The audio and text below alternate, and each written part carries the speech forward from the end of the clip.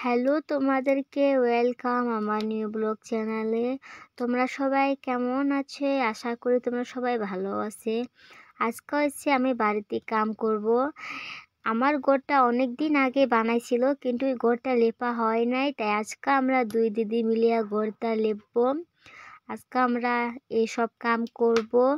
আর গ্রামের মানুষেরা, গ্রামের লোকরা সবাই এমন করে মাটি গড়ে থাকে। তা আমরা একটা গরিব, তাই আমরা এমন করে মাটি গড়ে থাকি। আমরা মাটি দিয়ে ঘরগুলা লেপি করে সুন্দর করে বানাই। আর গ্রামের মেয়েরা হয়েছে এসব কাম করতে খুবই পছন্দ, আর আমার কাছে তো অনেক ভালো লাগে এসব কাজ করতে। তো আজকে হয়েছে বাড়ির এসব কাম।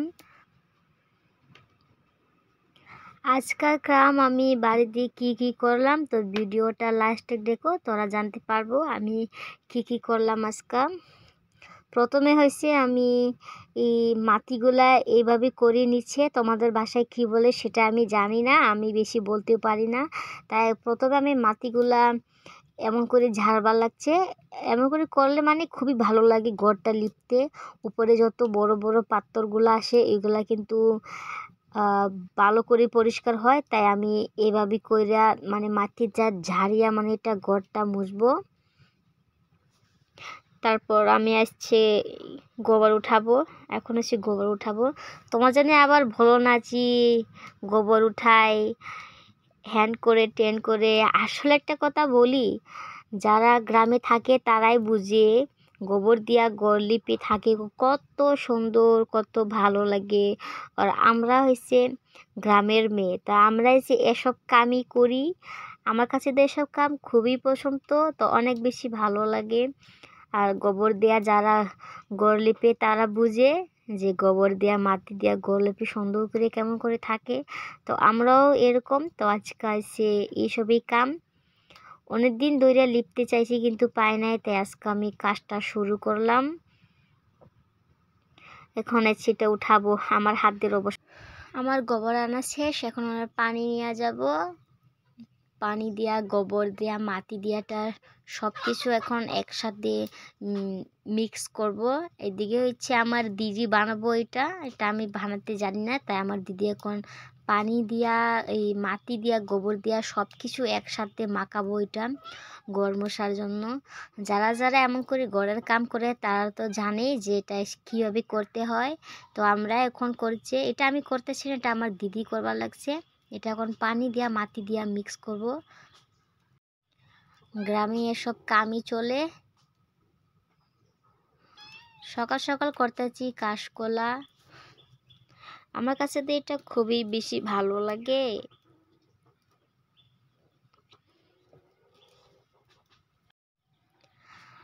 আমি একটা মেয়ে, কিন্তু আমি এই রকম মেয়েদের মতো না যে আমি বাড়িতে বসে বসে আরাম খাই।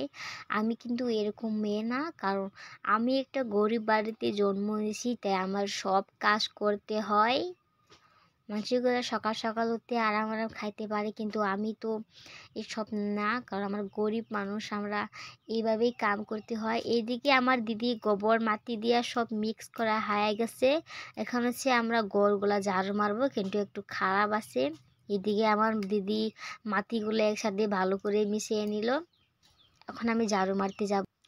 এখন হচ্ছে আমি ঝাড়ু মারবা লাগছে, কারণ ঘরটা মোছার আগে ঝাড়ু মারা লাগে, তাই আমি এখন সবার দিকে আগে ঝাড়ু মারবা লাগছে। পরিষ্কার করে নিব এটা আগে, তারপরে ঘরটা মুছবো। তোমার জানে আমার ঘরটা দেখিয়ে হাসো না, ঘৃণা করো না। আমরা গরিব মানুষ, আমরা এইভাবেই থাকি। ঝাড়ু মারা শেষ। এখন আমি একটু পানি দিবা লাগছে, কারণ পানি না দিলে এটা মুছতে ভালো হবে না, এখানে মানে খারাপ হয়ে যায়, মাটিগুলো উঠিয়ে যাবে। তাই আমি প্রথমে পানি দিবা লাগছে। আমি শুরু করলাম লিপাটা। প্রথমে এটা আমার দিদি, আমি একটু পরে মুছবো। এটা হচ্ছে আমার দিদি মুছবা লাগছে, তোমরা দেখো। এখন হচ্ছে আমরা দুই দিদি মিলিয়া বসিয়া লিপা লাগছে। আমার কাছে কাম করলে অনেক বেশি পছন্দ, কিন্তু কারবার কাছে এই কামগুলা ভালো লাগে না, কিন্তু আমার কাছে অনেক বেশি ভালো লাগে। যারা গ্রামে থাকে তারা বুঝে। আর এসব কাম তো গ্রামের মানুষগুলা বেশি করে। যেমন হচ্ছে আমরা গ্রামের মেয়ে, তাই আমরা এসব কাম বেশি করি। আর মাটি ঘরে তো বেশি গ্রামের মানুষেরা থাকে, তাই আমরা একটা গ্রামের মেয়ে, গ্রামের মানুষ, তাই আমরা সে মাটি ঘরে থাকে। মাটি ঘরে থাকা কতটা মজা এটা তো তারাই বুঝবে যারা আমাদের মতন মাটি ঘরে থাকে আর আমাদের মতন গরিব।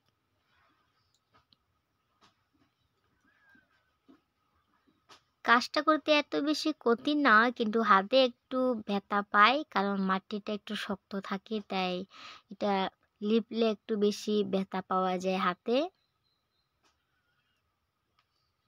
আমাদের আদা মুচি হয়ে গেছে, দেখো কতটা সুন্দর লাগতেছে, অনেক বেশি ভালো লাগতেছে। এই দিকটা হয়ে গেছে, এখন আমরা এই পাশে করব।